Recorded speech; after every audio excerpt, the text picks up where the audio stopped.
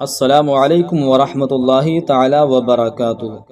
میرے عزیز دوستو، میں آج آپ کو ایسا وظیفہ دینے کے لیے جا رہا ہوں جو خود میرے آقا علیہ الصلاۃ والسلام نے اس کو اپنے معمول میں رکھا تھا۔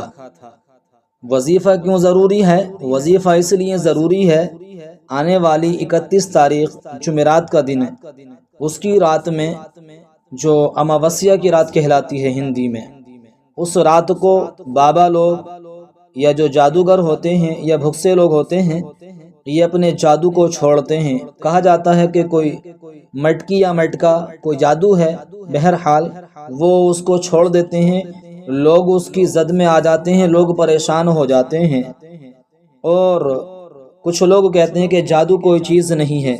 تو میرا عزیزو، یا آپ ذہن سے نکال دیں کہ جادو کوئی چیز نہیں ہے۔ جادو بے شک حق ہے، جادو کا وجود حق ہے۔ قرآن کی روح سے دیکھیں، حضرت موسیٰ اور فرعونیوں کے جو فرعونی تھے، جو فرعون کے جادوگر تھے، وہ آئے تھے، انہوں نے اپنے رسیوں کو ڈالا تھا۔ واقعہ طویل ہے۔ حضرت موسیٰ علیہ نبینا علیہ الصلاۃ والسلام نے اپنے عصا کو ڈالا، وہ بڑا اژدہا بن جاتا ہے۔ بہرحال خود ہمارے آقا علیہ الصلاۃ والسلام پر بھی جادو ہوا تھا، اور اس جادو کو کاٹنے کے لیے ہی اللہ رب العزت نے اپنے محبوب ہمارے آقا علیہ الصلاۃ والسلام پر وہ سورہ یعنی سورہ فلق اور سورہ ناس کو نازل فرمایا۔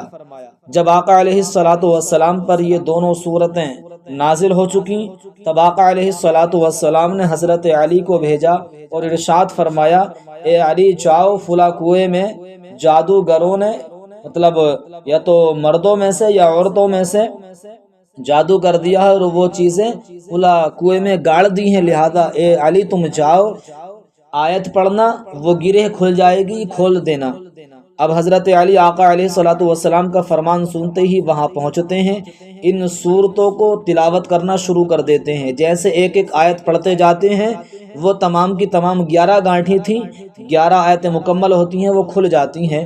آقا علیہ الصلاۃ والسلام اپنے آپ میں بڑا آرام محسوس فرماتے ہیں۔ آقا علیہ الصلاۃ والسلام نے پھر اپنی پوری زندگی میں یہ معمول بنا لیا تھا، آقا علیہ الصلاۃ والسلام جب اپنے بستر پر پہنچتے رات کے وقت میں، تو آقا علیہ الصلاۃ والسلام ان دونوں سورتوں کو یعنی سورہ فلق کو اور سورہ ناس کو پڑھنے کے بعد جہاں تک آپ کا ہاتھ جاتا تھا، ان ہاتھوں پر دم کرتے تھے اور اپنے ان ہاتھوں کو اپنے مبارک جسم پر پھیر لیا کرتے تھے۔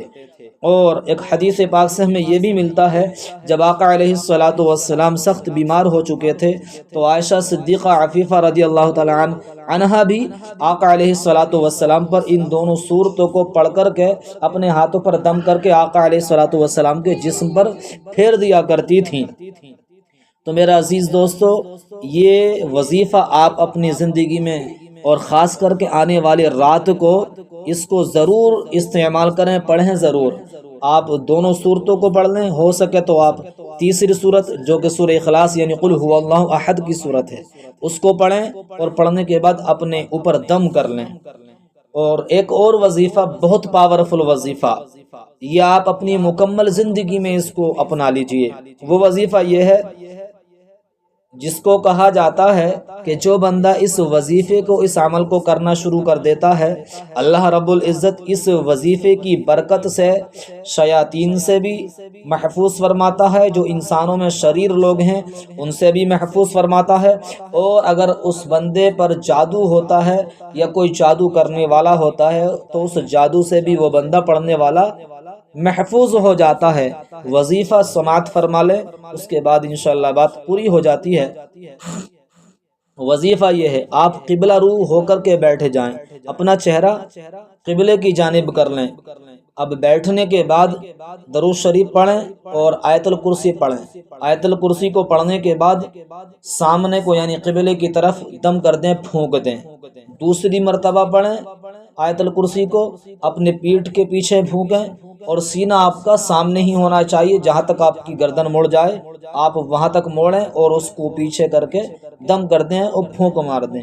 تیسری مرتبہ آپ اپنے سیدھے ہاتھ کی طرف کو گردن کریں اور دم کر دیں، پھونک مار دیں۔ چوتھی مرتبہ دوسرے یعنی بائیں ہاتھ کی جانب دم کر دیں، اور پانچویں مرتبہ اپنی گردن کو، اپنے سر کو اوپر کریں، اپنے منہ کو اوپر کرنے کے بعد آسمان کی طرف آپ دم کر دیں۔ چھٹی مرتبہ آپ اپنے پیروں کی طرف یعنی زمین کی جانب دم کر دیں۔ اس کے بعد آپ اس وظیفے سے فارغ ہو گئے الحمدللہ۔ اب سکون و اطمینان کے ساتھ آپ اپنے بستر پر ہیں، خدا کا نام لے کر کے جو دعا ہے اس کو پڑھتے ہوئے آپ سو جائیں انشاءاللہ عز و جل۔ اگر آپ نے اس وظیفے کو اپنی زندگی میں جو ہے شروع کر دیا تو آپ ان تمام بلاؤں سے، جادو ٹونوں سے، اور جو شریر شیاطین ہیں یا شریر انسان ہیں، تمام کی ان شرارتوں سے محفوظ رہیں گے انشاءاللہ عز و جل۔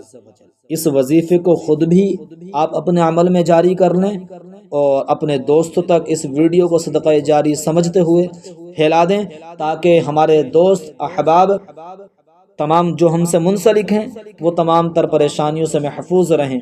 میرے عزیزو، اگر آپ نے ہمارے اس چینل کو سبسکرائب نہیں کیا ہے تو برائے مہربانی اس چینل کو سبسکرائب کر لیں اور بیل آئیکن کو بھی پریس کر لیں، تاکہ ہر آنے والی ویڈیو کا نوٹیفیکیشن سب سے پہلے آپ کے پاس پہنچ جائے۔ اگلی ویڈیو کا انتظار کرتے رہیں، اور تب تک کے لیے آپ اپنا خیال رکھیں، آپ مجھے بھی اپنی دعاؤں میں رکھیں۔ میں دعا کرتا ہوں مولا تبارک و تعالی تمام امت مسلمہ پر اپنا کرم خاص عطا فرمائے، اللہ اور اس کے رسول صلی اللہ علیہ وسلم کے فرامین کے مطابق زندگی کو گزارنے کی توفیق رفیق عطا فرمائے۔ سارے جہاں سے اچھا ہندوستاں ہمارا سارے جہاں سے اچھا مذہب نہیں سکھاتا آپس میں بیر رکھنا، مذہب نہیں سکھاتا آپس میں بیر رکھنا، ہندی ہے ہم وطن ہے، ہندی ہے ہم وطن ہے، ہندوستاں ہمارا سارے جہاں سے اچھا۔